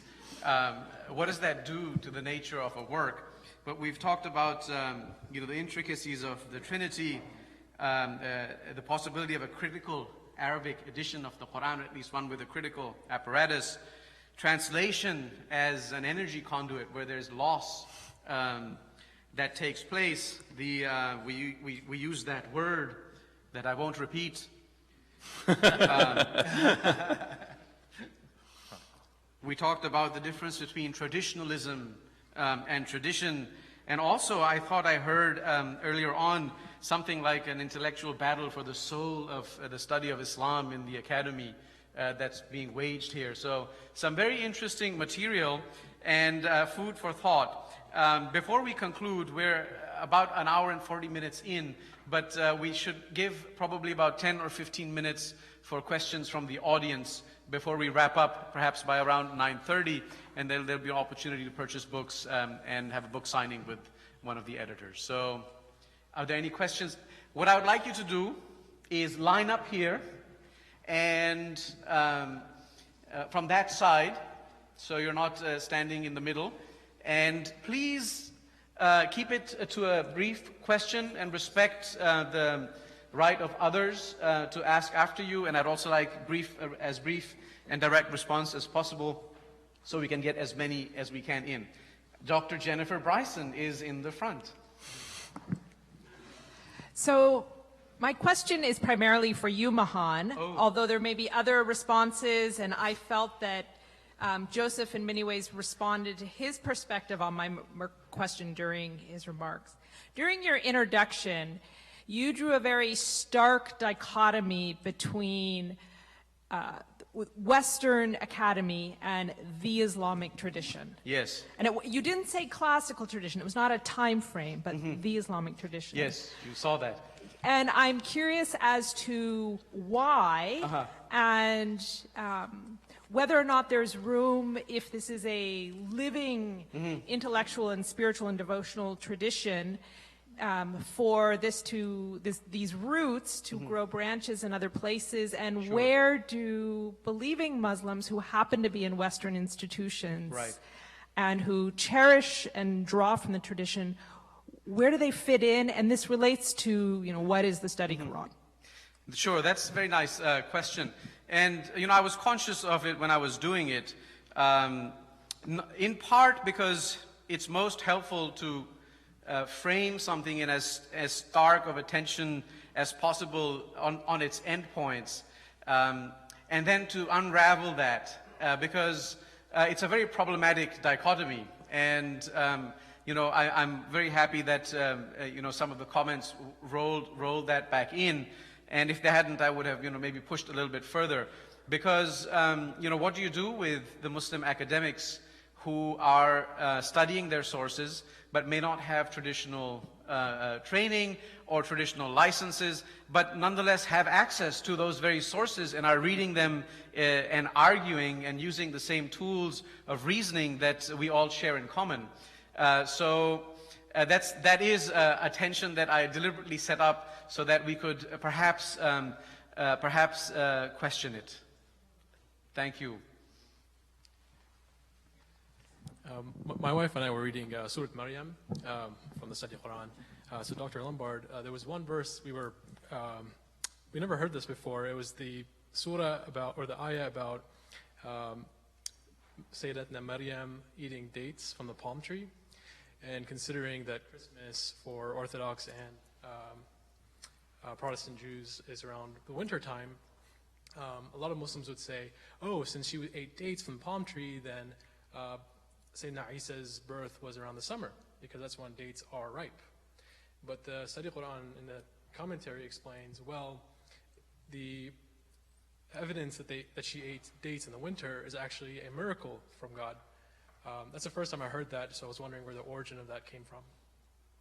I actually can't say, because I didn't write the commentary on that. Okay, one of the things about the Study Quran is that so as an editor, I was an editor for the commentary on surahs 2 through 28, and I wrote the commentary wrote and researched the commentary for surahs 29 through 114, and for the first surah as well. So unfortunately, sometimes when it gets into some of those issues, I actually some of them I'm really glad that some of my colleagues had to deal with some of the more contested verses, and I didn't have to. But at the same time, it does mean that I would have to ask Maria Daycake about that one in particular. So my apologies. Assalamu alaikum. Thank you very much for the great presentation and wonderful discussion. Afterwards, I wanted to know what method you used when deciding which commentaries to cite from on which verses, because you used, I think, like over 40 different tafsir. How did you decide which tafsir to draw on for which verse? And then just very quickly, secondly, I wanted to ask about the issue of polyvalence, so things having multiple meanings, or the Quran having different readings, because that's something that seems to be much more challenging for Muslims or just people of faith in general today than when we look at the classical tradition. When you have Tabari just lists all these kind of opinions without even discriminating and saying this is the one I think is right or not. If you could maybe, why is that the case? Why do we seem to have more trouble saying that different people say different things about things today? Thank you. All right. That's two questions, I guess. So the first question, the methodology for using it. I think that all of the different authors of the commentary had a slightly different methodology. There's different tafsir that we might have preferred. And for most of us, one of the main things that we did, and we pretty much agreed that you would go through some of what you would call the ummahat tafsir, and these being the principal commentaries such as Tabari, Ibn Kathir. Well, Ibn Kathir actually historically wasn't always, but Tabari, Qurtubi, and Jalalain, and things like this, and look at some of these kind of fundamental tafsir that have had a certain, you might say, staying power within the tradition. And oftentimes, like I think the citation that you'll see more often than any other one is QRT, meaning this opinion is in Qurtubi, Razi, and Tabari. And so oftentimes for a lot of verses, that really is sufficient. It's like, if you go to those three tafsir, you're going to get a lot already. I mean, oftentimes with Tabari, you need a flow chart for just about anything. So, not Tabari, Razi, you need a flow chart. And so that would be that. But then sometimes, like if it was a particular legal issue, there are other tafsir that you would want to go to. The Qurtubi is much stronger on a legal issue than Razi or Tabari, obviously, and often Qadi Abu Bakr bin Iyad, Qadi Abu Bakr ibn al-Arabi is an excellent source for legal issues. And then there were even other sources, outside of that, sources on Ahkam and Quran that are not sometimes considered to be tafsir necessarily, that we would look at if it was a legal issue.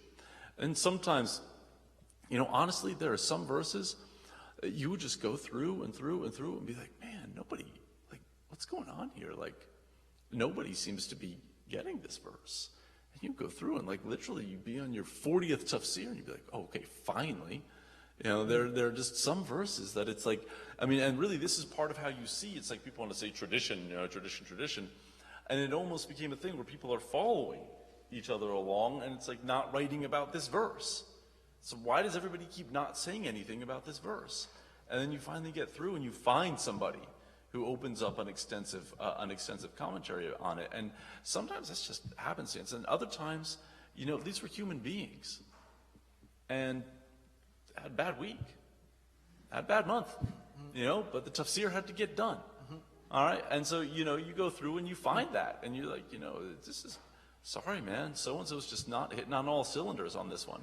And, you go to another one, and then at the same time, the inverse of that is that sometimes you open it up and you go, whoa, this man had an inspiration from Allah subhanahu wa ta'ala when it comes to this particular surah or this particular ayah.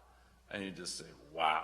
And it really just hit him, and so you just and you just go with that tafsir in some instances. And a lot of times, as you're doing this for year after year after year, it's like, and you don't even know why you know. Like, that's something a Tha'labi's going to be into. And you don't even know how you know it, but like Tha'labi, that's his type of issue.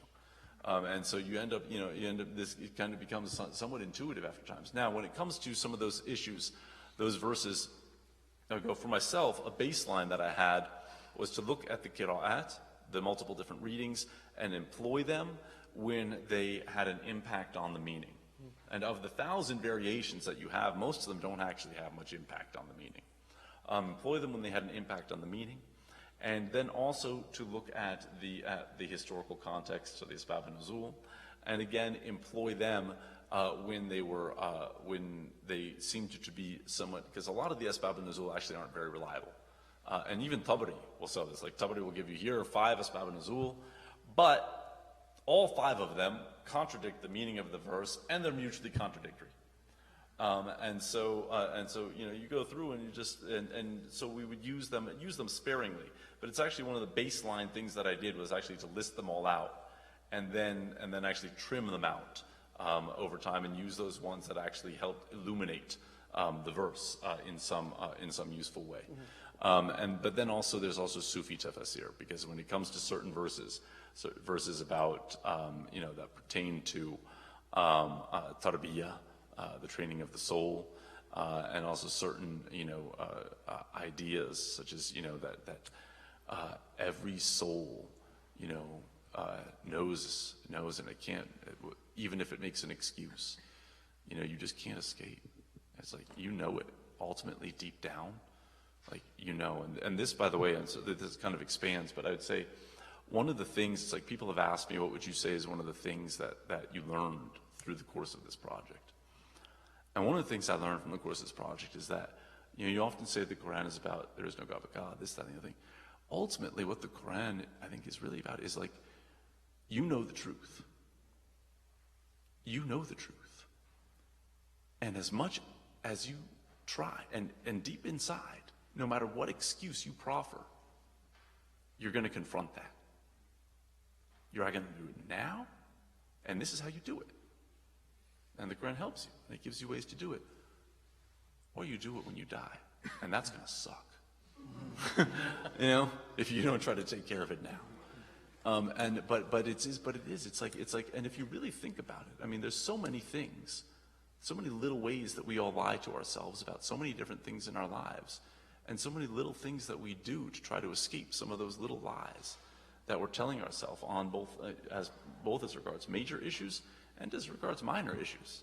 You know, like procrastinating or something along these lines.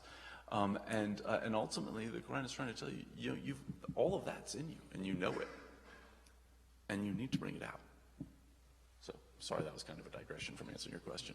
Maybe he can do your second question offline, and we'll take the next one. Assalamu alaikum.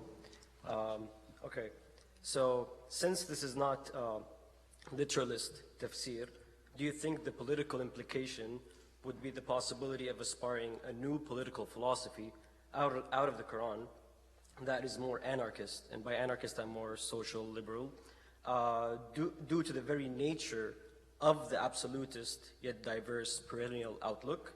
And is this anarchism a new hope for uniting Sunni and Shia thought?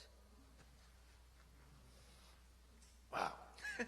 You know, power to the people. You know, man. Next. Yeah, all right, I'm out of here. No, go ahead. I really, honestly, I don't know how to answer that question. I actually think that we've gotten into trouble with ways in which people have tried to read some political philosophies into or out of the Quran at the same time. And whether or not it could be more anarchist. I do think that one of the things is that the Quran does acknowledge that human collectivities are ultimately going to need some kind of order, and that without that order, there will be major complications, and it gives some of the principles for establishing that, and I think that hadith do as well. So, an ultimately anarchist way, and something that could unite Sunnis and Shiites. You might have some other ideas here that you've come up with, but I've never thought of the question, and I've never seen it in any way. That's a very interesting question. Imam Zayd. Assalamu alaikum. First of all, I'd like to thank you gentlemen for a very stimulating presentation, exchange. And I encourage the audience to give them another rousing hand.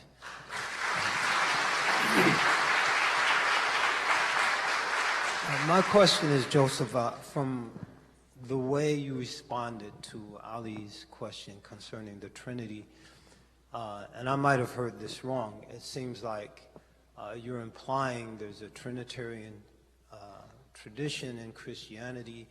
It has its more sophisticated and nuanced understandings that ultimately lead to a Unitarian position, and it has its crude manifestations.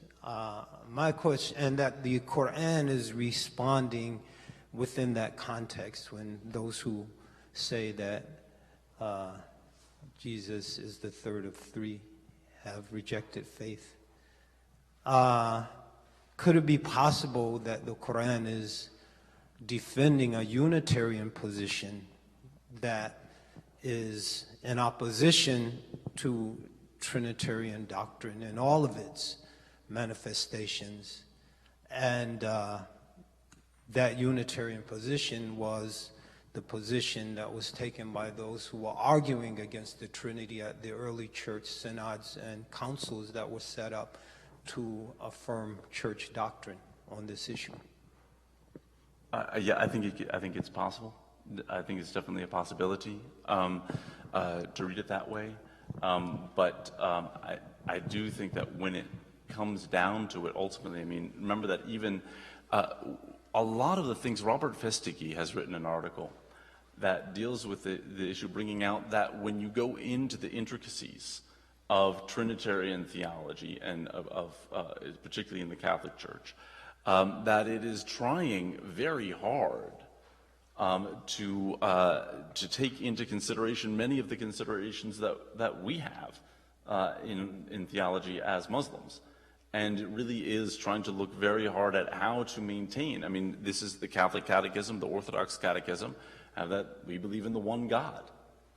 And they understand that for them, God is one, all right? Yes, God is one, and God is three in the Trinity at the same time, and you get into the ultimate details of that. Exactly where it all falls historically in the context of the Quran, I think, is something that we'll never fully know. But I do think that in terms of what it says, I mean, for example, when it says that the Virgin Mary is the part of the Trinity, in Surah Maryam, when it talks about that and making that the Trinity, I mean, this is not the Trinity as understood by the Catholics. You know, one of the things that Sheikh Hamza has brought out at times is that when you are talking to an atheist, and they say, I don't believe in God. And they say, well, what do you think God is? And then they tell you, say, well, I don't believe in that God either. And so a lot of times when you were to say to Catholics, say, we don't believe in the Trinity, if you were to go to most Muslims and they were to say, okay, well, what do you think the Trinity is? A Catholic who knows Trinitarian doctrine would say, I don't believe in that either. And so I do think that I think that when it comes to the question of the Trinity, I mean, there's been so much ink spilled within this, and it is a far more complicated doctrine than pretty much anything you have in basic Islamic creed, that it is something that there's always going to be a question. But yes, I am suggesting, A, that there is a way that it could be read as being, referring to misunderstandings and corruptions of that, but I also think that the possibility that you raise is definitely one as well. Yeah. Thank you. Next. Assalamu alaikum. I have a question and an idea. So, like, one of the ideas that I was just inspired. Move closer to the mic. So you were talking about how people have different ideas and they argue because of it. So and then you said, like, most of the times they both may be right. So, like, this just made me think about the verses of the Quran having different explanations, and so so I just think that that's really motivating to think that when we read the Quran, we don't always have to think, am I right about something, but it's more like, this is the experience that my heart had on it, the reflection, like, because everyone is different. So I just, and my question is just like, basically, what do you think about the Quran, different meanings, and how maybe, since it's sent from Allah, everyone is a creation, so everyone has an independent reaction with this. So it's basically like, those are my feelings, but I just was very interested in this topic.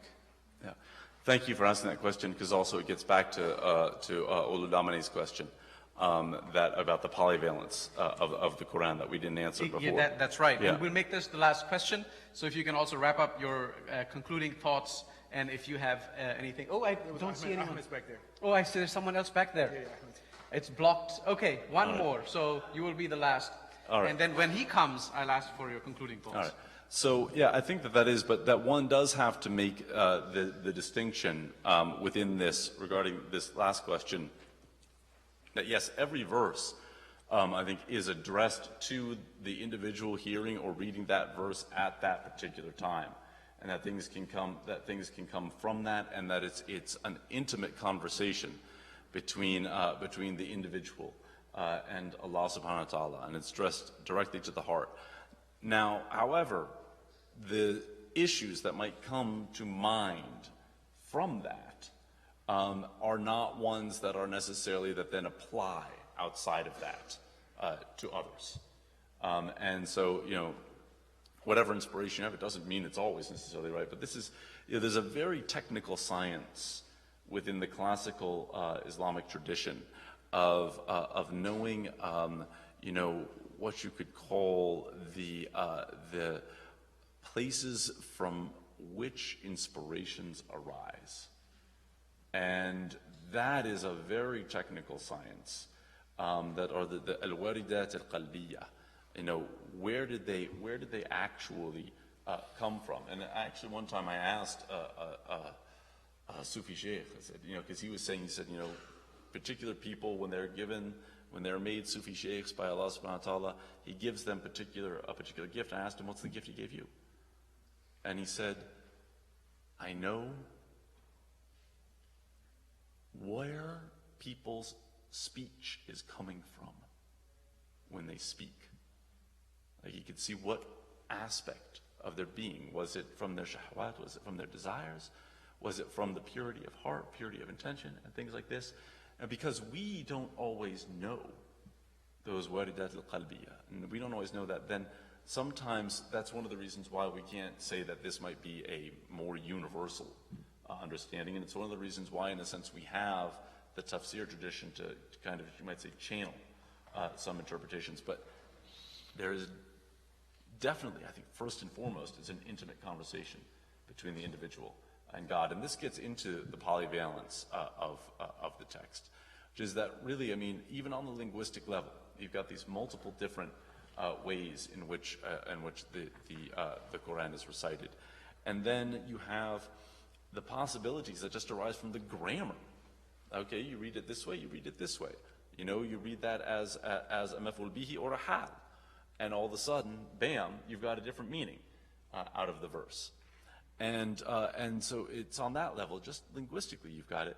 But then, the way that this is going to come out, and one of the things that we tend to not take account of is that over time in our different historical circumstances, just as today there are going to be issues regarding our historical circumstances that are going to condition how we read and interpret some of these verses, so too, in the past, there were different historical circumstances that conditioned the ways in which classical authors read and what they wrote within their tafsir at different times. If there was, Ibn Barajan at his time, the Ismailis were a big problem. And so he actually wants to write a whole idea of how one can understand the Quran that excludes the possibility of Ismaili readings. And his readings are very much, his entire approach is actually very much conditioned by that. And it doesn't mean that what he's saying is wrong, but it means that at that historical period, these are some of the readings that one could come out with to answer those exigencies of the time. And they're going to come out in different ways at different times, and that is part of how Allah subhanahu wa ta'ala preserves the text. If it wasn't something that actually ended up having a different manifestation, you might say, within humanity and helping answer our questions in different ways, then it wouldn't be preserved. And it wouldn't be something that we could apply to the human condition in all times. Thank you.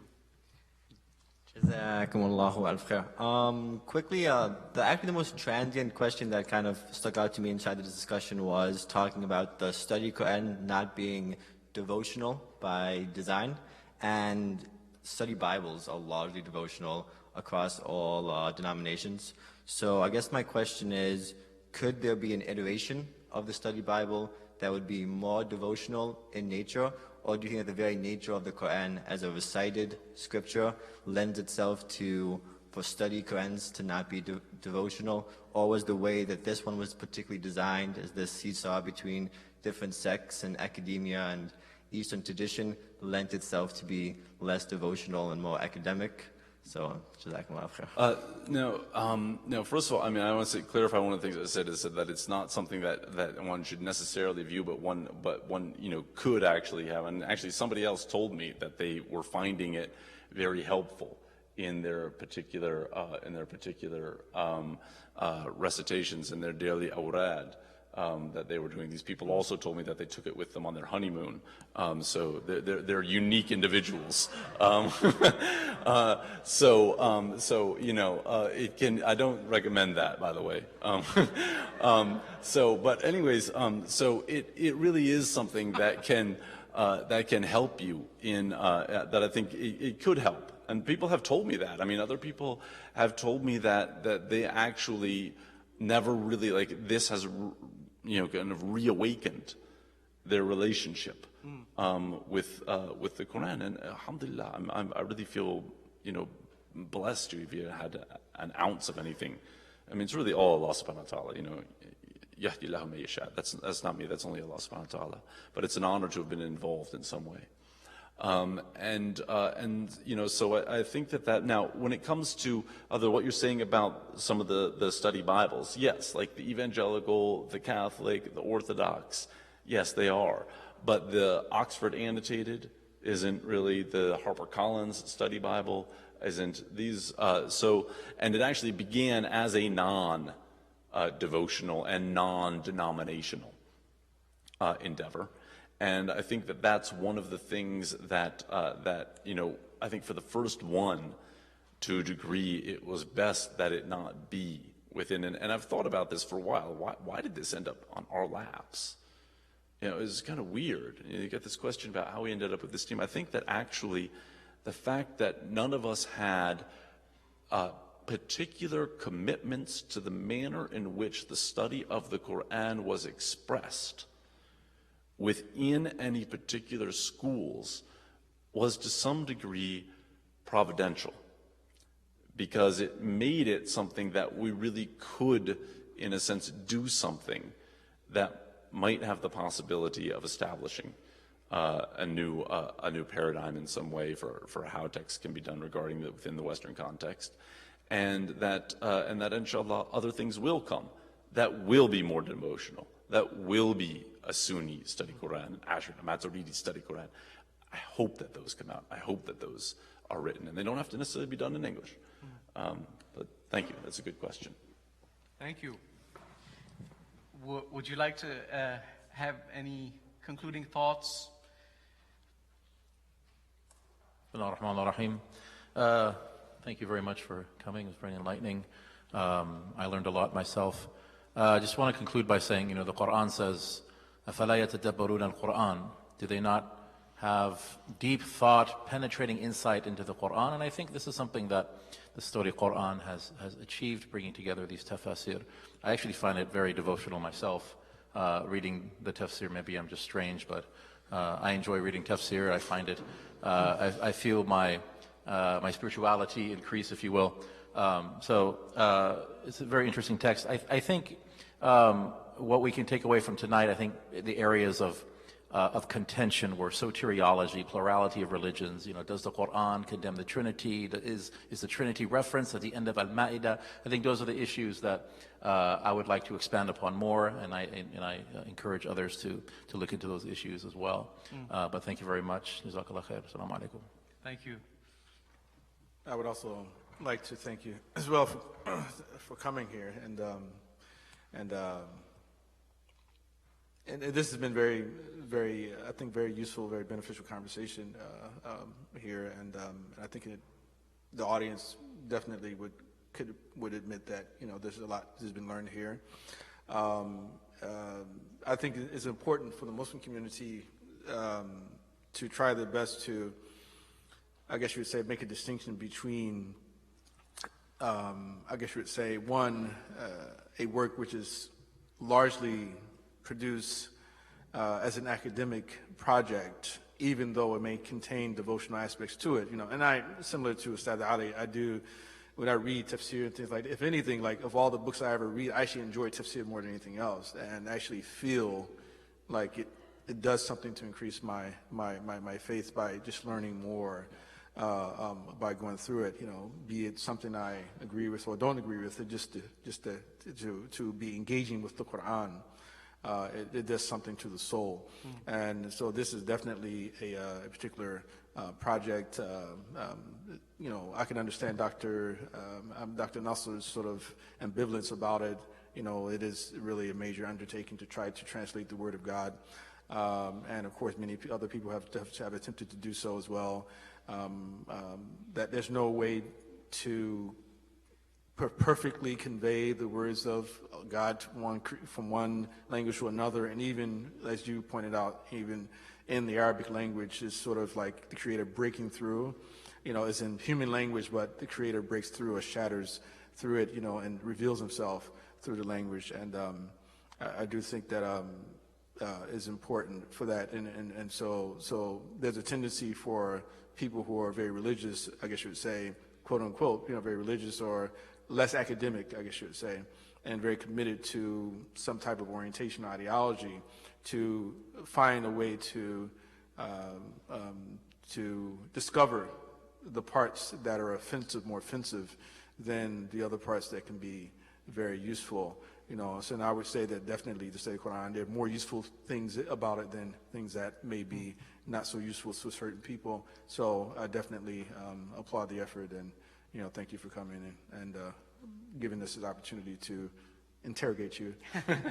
Thank so, you. Inshallah, you know, hopefully you have a safe trip back home. Inshallah. Thank you. So. Thank you. Well, thanks to everyone. I had some things I wanted to say towards the end, but in the interest of time, I'm going to put those aside and really just pick on one aspect, I think, of what we've talked about today that's really stuck with me.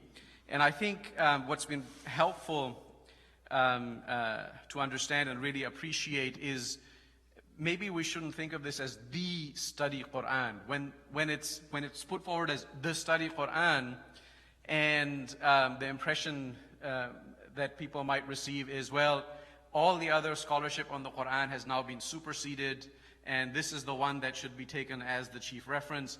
And that's certainly not at all what's intended at all.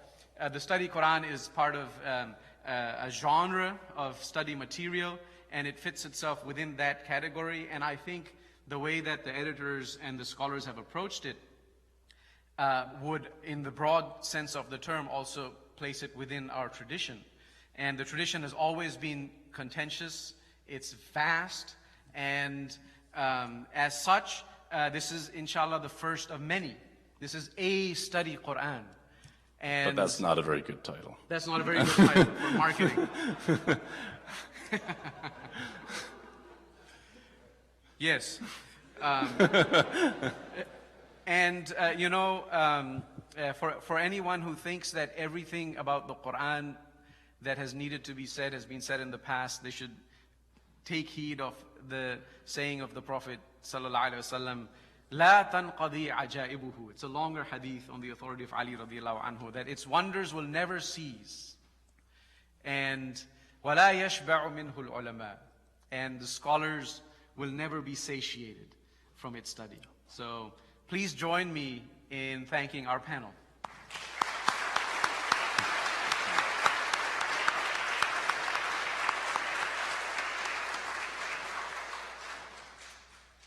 We'd like to thank also East Wind Books. They're outside, and copies of the study Quran are available. Dr. Joseph has kindly agreed to sign books, so you can make your way out there. And without any further ado, Subhanaka Allahumma wa bihamdik, nashhadu an la ilaha illa ant, nastaghfiruka wa natubu ilayk, a'udhu billahi minash shaitanir rajim, bismillahir rahmanir rahim, wal asr, innal insana lafi khusr, illa alladhina amanu wa amilus salihat, wa tawasaw bil haqq, wa tawasaw bis sabr. Assalamu alaikum wa rahmatullahi wa barakatuh.